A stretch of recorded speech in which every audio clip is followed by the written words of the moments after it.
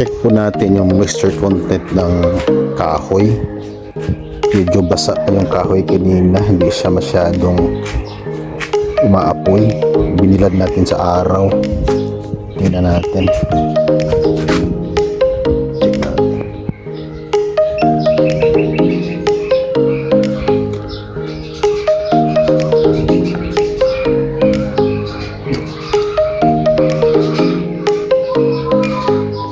So yung moisture content niya, dry na.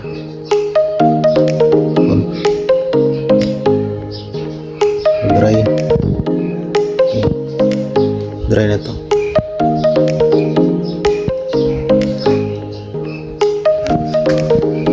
Dito, try natin dito.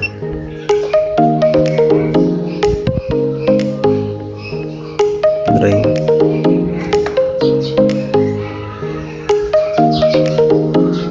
Dry na yun. So, pwede nang gamitin.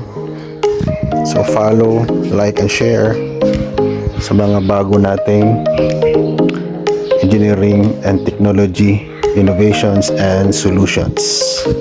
Thank you.